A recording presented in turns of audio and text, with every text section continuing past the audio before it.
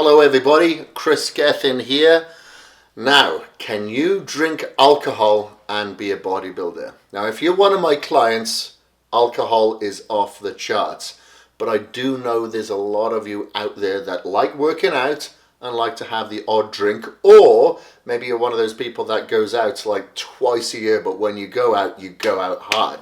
So I'm not going to be an advocate of saying, yeah, you should go out and drink, because I was one of those people back in the 90s, late 90s, when I was drinking a lot of alcohol on the weekends, but being super strict throughout the week. I wasn't really making any gains. I wasn't losing body fat. I didn't get any more muscular development. I just wasn't progressing as I should have.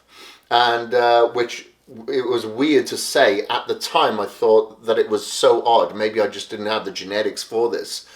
Because I thought, well, I'm only drinking like on a Friday and Saturday, and I'm pretty good with my food. It was just that alcohol, and I was pretty good throughout the week. But as soon as I knocked out alcohol altogether, that's when I started getting my gains. However, I do like to have the odd glass of wine. A couple of times a year, I like to go out and have the odd session, you know. But this is what I do, and this is what I suggest to mitigate the effects of alcohol consumption. Number one, if you're into bodybuilding, number one is hydrate. You gotta drink a lot of water. So alcohol can have a diuretic effect. It can be dehydrating. So you want to make sure that you hydrate the body, the cells, the liver as much, and kidneys as much as you possibly can, to kind of dilute that alcohol consumption. Okay, so I suggest that you hydrate with a couple of things: electrolytes and water.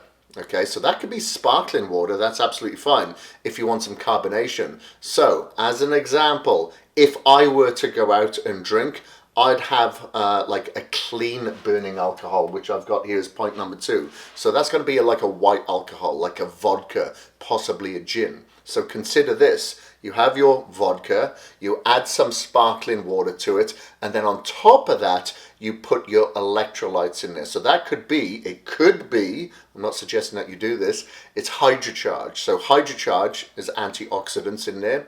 So obviously you're going to build up a lot of free radical damage here. So antioxidants is a good thing. Electrolytes to help with that hydration as well. And obviously if you've got sparkling water, even better. So it's not that bad, and it tastes phenomenal, so I've been told. And then your mixers.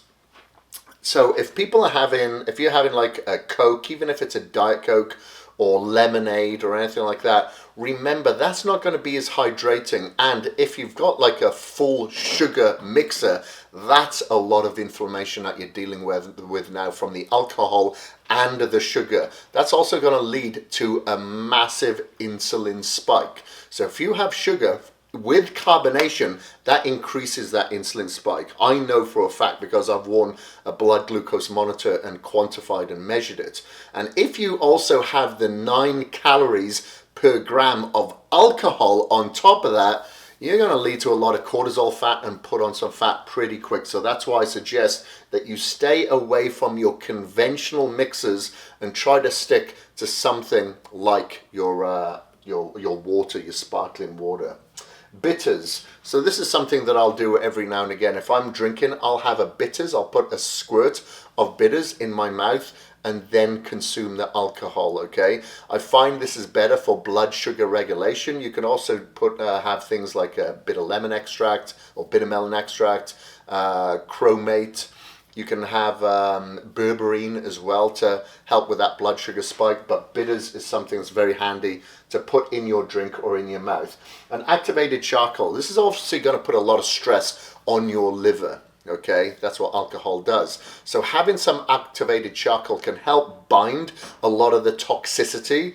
So it can take a little bit of stress from your liver as well, so you can mitigate some of the negative effects that you have there. And obviously eat clean. It's funny, when we go out and drink alcohol, or the next morning we just want to have like a fry up, like bacon, eggs, sausage, fried bread. This is what people in the UK do anyway, thinking it's going to soak up the alcohol. That grease isn't going to do you any favors, especially if you're compounding the calorific value of 9 grams per calorie So when it comes from alcohol, it's just like consuming fat. So if you're having a lot of fat with that, probably not combo. If you're having a lot of carbohydrates with that, probably not a good combo. So I suggest if you are going to eat whilst you're drinking alcohol, or before or after, I strongly suggest that you have lots of plant matter.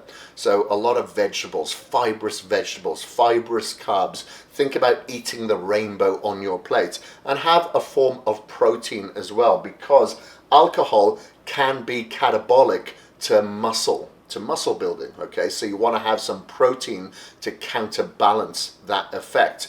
Also, some essential amino acids would probably be a good idea, along with some glutamine as well, to help along with that. So eating a good clean form of protein, such as salmon, chicken breast, egg whites, with a lot of vegetables, and you should be good to go.